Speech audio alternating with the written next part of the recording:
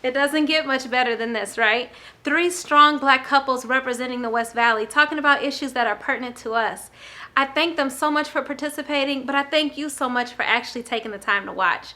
Now, I don't know if you heard about our sold out screening to the movie Harriet. Hopefully you got your ticket. But if you didn't, we do have one more opportunity that same week for you to come out, get to know your executive committee, hang out with other members of the West Valley NAACP, do a little bit of networking, and really have a good time.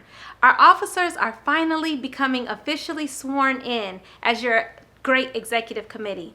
The tickets are really cheap, only $25, and it's going to be a classy night of art, a little bit of jazz, a little bit of food, a lot of fun. I don't want you to miss it. We're already 60% sold out, so don't miss this opportunity to come out and hang out with us. I'll be back in a minute.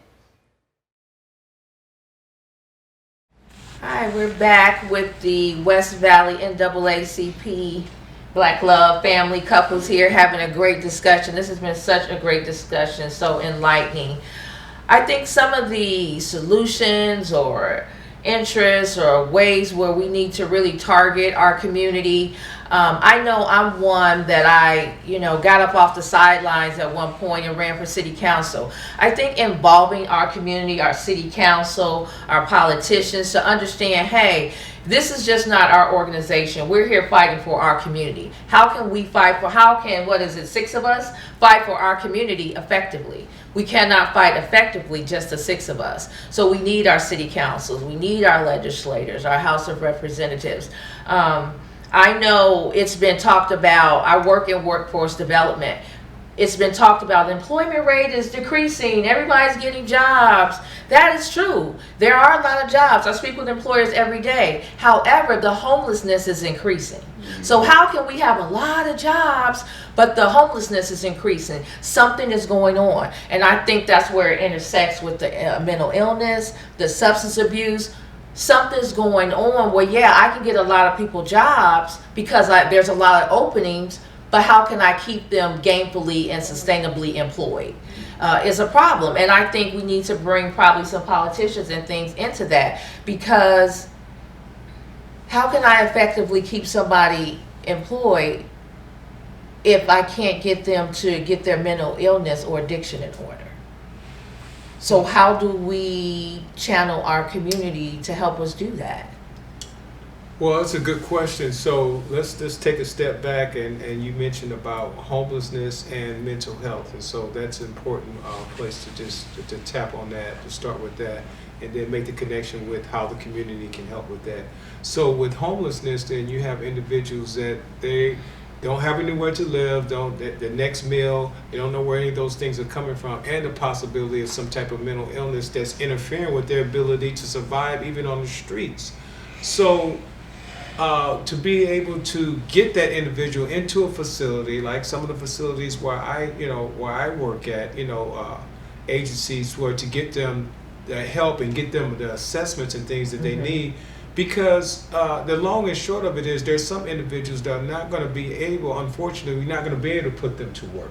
They're not capable of doing it. They're not cognitively able to do that. And of course, some of them need to be on medications and be monitored. And then there's some other ways that individual is going to have to, to live. We're going to have to get them more enrolled and admitted into state programs, SSI, SSDI, and things like that is going to support them. And so not everyone that we want to help or save out there is going to be able to take advantage of what you have to offer. But what me and you do as a couple is that, like you mentioned earlier, is that you identify individuals that you come in contact with that are capable of working, that you let me know about it, or vice versa, and we exchange information. We put out flyers and different things so that we can help those that we can identify, as many as we can, and we can pass this information on to our team and make that information available to employ and help and qualify individuals as best as we can, those that we can. So that's how the community can help. Get information out on where you need to go to get ID, where you need to go to get shots and things like that. And then we can separate and differentiate from the individuals that are capable and able to work from those that are not. Okay, good point. Good point. It brought me back a little reality because you always I want everybody working. I want everybody. You're right. Right. The reality of it is that everybody won't. And I know I work with a lot of individuals that are 55 plus. That people talk about race discrimination, age discrimination is huge in the workforce. It is. So, I know that's your expertise. Well, we know that right now 32% of our seniors in Phoenix metro area, Maricopa, are homeless.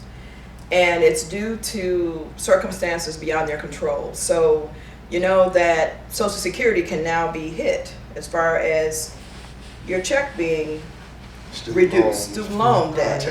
And so a lot of our seniors are still, after working all these years, they're still paying off student loan debt.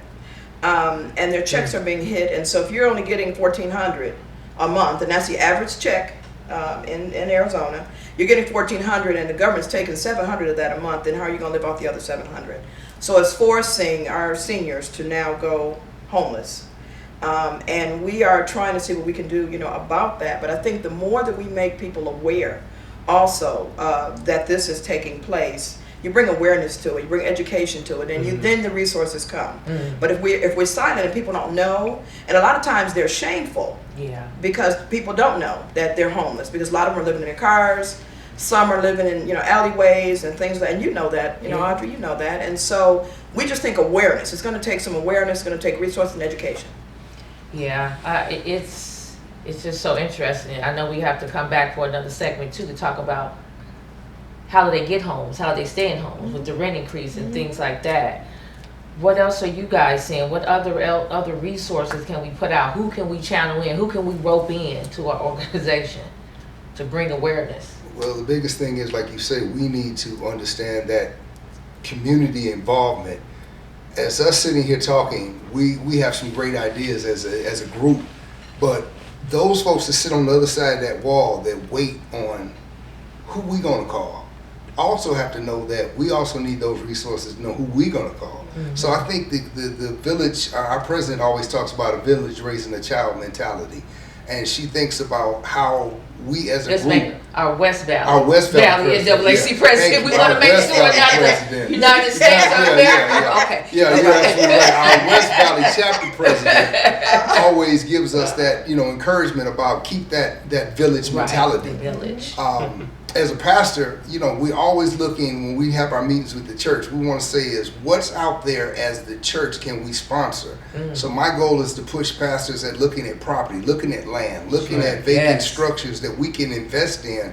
Instead of looking at putting another doorknob on the church, let's buy a building and put some people in it. That was part of my campaign when I was running for city council. Let's gather everybody together. What else something we can do, Mr. Farmer? What other resources or information, or what can we do? I think we really just want the information. Well, listening to you guys talk, I'm thinking, when did we get here? How did we get here?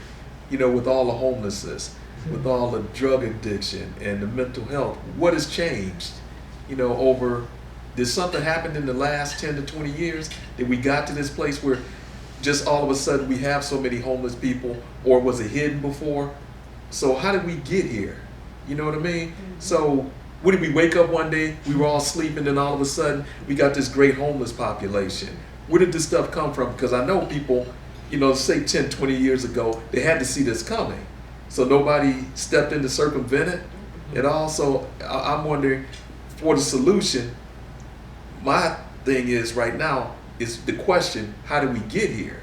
That's peeling some onion, peeling some layers back. And that's what comes to my mind now is how do we get to this point where, again, where we sleep and it just happened overnight? I know it didn't, but it just seemed like, man, because any city that you go to, especially a big city, is homelessness is just it's like because it used to be looked at as the man is homeless. Now you see families that are homeless. Women and men with children that are homeless. So as a nation, how do we allow this to happen? Supposedly the most richest, powerful nation in the world.